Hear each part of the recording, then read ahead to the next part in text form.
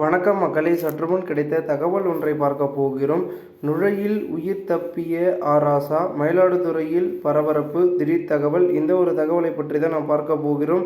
தகவலை பார்ப்பதற்கு முன்னதாக நீங்கள் நம்மளுடைய சேனலுக்கு புதிய பார்வையாளர்களாக இருந்தீர்கள் என்றால் மறக்காமல் நம்மளுடைய சேனலை சப்ஸ்கிரைப் செய்து வைத்துக் கொள்ளுங்கள் மக்களே. தற்பொழுது மயிலாடுதுறையில் திமுக சார்பில் நடைபெற்ற பட்ஜெட் விளக்க பொதுக்கூட்ட மேடையில் பேசிக்கொண்டிருந்த முன்னாள் அமைச்சர்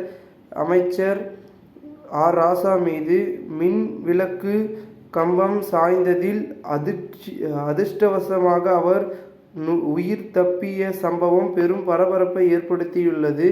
மயிலாடுதுறையில் மாவட்டம் மயிலாடுதுறை சின்னக்கடை வீதியில் திமுக சார்பில் முன்னாள் அமைச்சர் ஆர். ராசா பங்கேற்று தமிழக மத்திய பட்ஜெட் குறித்து விளக்கி பேசினார். மேலும் கூட்டத்தில் அவர் தொடர்ந்து உரையாற்றி கொண்டிருந்த பொழுது திடீரென பலத்த காற்று வீச தொடங்கியது. அப்பொழுது காற்றின் வேகத்தால் மேடை அருகே வைக்கப்பட்டிருந்த மின்விளக்கு கம்பம் ஆர். ராசாவை நோக்கி திடீரென்று சாய்ந்தது. சற்றும் எதிர்பார்க்காத அவர் உடனே சுதாரித்து கொண்டு அங்கிருந்து நகர்ந்தார். மின்விளக்கும் கம்பம் அவர் நின்றிருந்த இடத்தில் முழுவதுமாக சாய்ந்தது. இதில் அவர் நூழிலையில் அதிர்ஷ்டவசமாக உயிர் தப்பினார். உடனடியாக பேச்சை நிறுத்திய ஆர். ராசா அங்கே இருந்து புறப்பட்டு சென்றார்.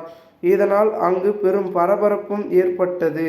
மேலும் மேடை அருகே கட்டப்பட்டிருந்த பேனர்கள் காற்றில் சரிந்து கிழிந்து விழ வண்ணங்கள் ஆகின்றன.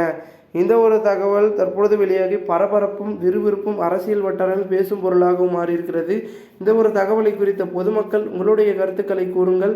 இதுபோன்று நீங்கள் அரசியல் சார்ந்த நிகழ்வுகளாம் தினசரி தெரிந்து கொள்ள சேனலை சப்ஸ்கிரைப் செய்து வைத்துக் கொள்ளுங்கள். நன்றி.